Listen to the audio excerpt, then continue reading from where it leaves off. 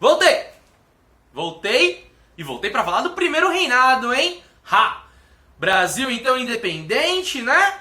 Dom Pedro I lá todo pimponoso, tinha sido usado pelas elites, né? Para que o projeto de independência então fosse aquele projeto extremamente conservador, que mantivesse as elites no poder, que não causasse no Brasil a revolução e a transformação que ocorreu lá no Haiti.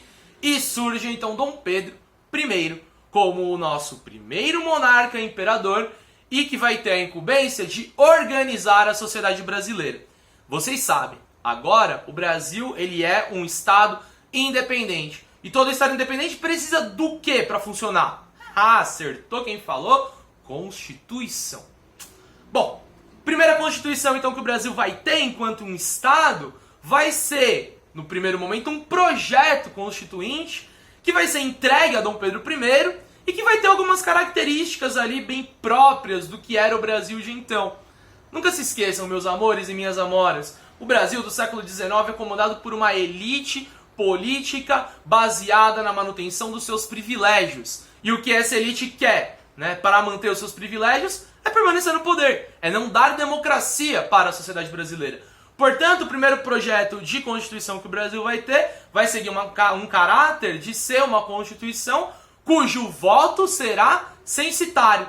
Tá lembrado o que é censitário? Tá lembrado, né? Significa que apenas as pessoas com um poder aquisitivo bastante alto, ou seja, com uma renda muito alta, é que vai poder acessar ao mundo político, que vai poder votar. É muito diferente da nossa democracia atual, né? Uma democracia que tem o voto universal, ou seja, todas as pessoas participam da votação, todas as pessoas podem participar do mundo político e o voto de todo mundo tem sempre o mesmo peso.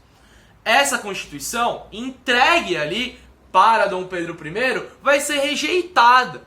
E por que ela vai ser rejeitada? Porque essa Constituição, apesar de ter o voto censitário, vai trazer a divisão clássica dos três poderes, que a gente aprendeu lá no iluminismo. Estão lembrados? Legislativo, executivo e judiciário.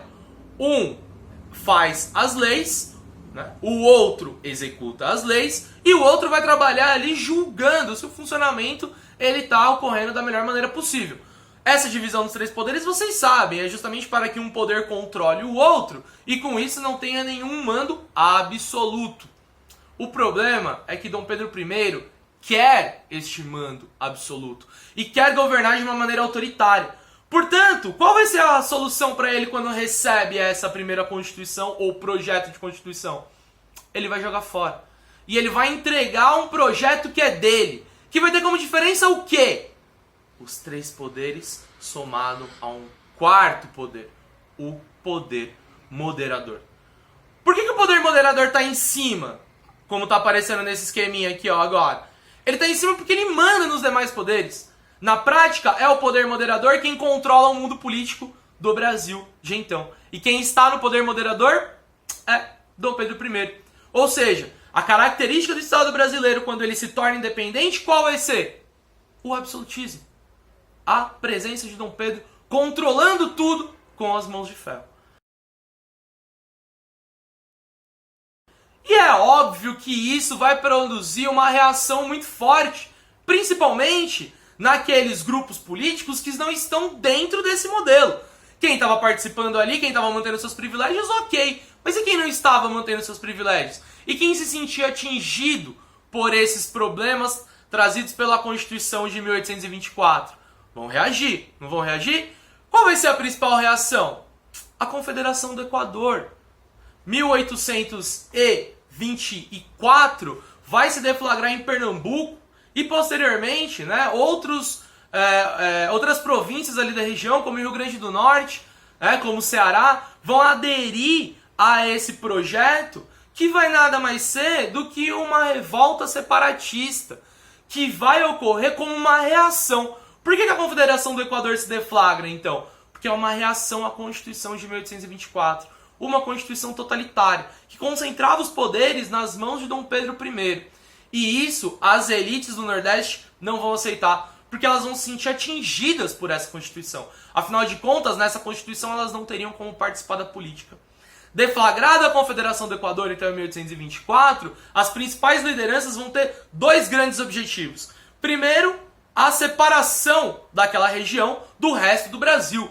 Portanto, é uma revolta separatista, ok?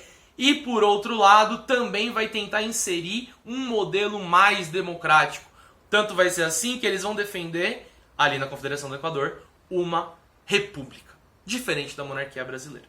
Fechado? Então percebam como o primeiro reinado ele é super importante, primeiro, para a consolidação de um modelo político, que vai ser um modelo político autoritário, construído, né, por Dom Pedro e que vai apenas favorecer as elites políticas do Rio de Janeiro. Por outro lado, a forma como Dom Pedro vai lidar, né, e como o primeiro reinado vai se estabelecer, vai gerar uma série de insatisfações populares. E Dom Pedro I vai começar a ser muito mal visto por toda a população. A Confederação do Equador já mostra isso. Só que posteriormente vai ocorrer também a Guerra Cisplatina, um conflito ali entre Argentina e Brasil, que vai ocorrer de 1825 até 1828 pela posse, né, da Banda Oriental e da província Cisplatina, que hoje é o Uruguai. A gente sabe que esse conflito ele desgastou muito a imagem do imperador. E desgastou por quê? Por dois motivos. Primeiro, porque o custo de uma guerra é sempre muito alto. Seja um custo de dinheiro, seja um custo humano, de pessoas que estão morrendo. Agora, o outro problema é a perda daquela província. E tudo isso vai fazer com que Dom Pedro I fique muito desgastado. Soma-se a isso toda a confusão política que está acontecendo em Portugal, com uma crise dinástica gerada pela morte de Dom João VI, pai de Dom Pedro I. E qual vai ser a solução encontrada pelo nosso imperador? Vai arrumar suas malas e vai partir para Portugal, deixando vago o trono de imperador. Começa então um dos períodos mais conturbados da história do nosso país, a regência.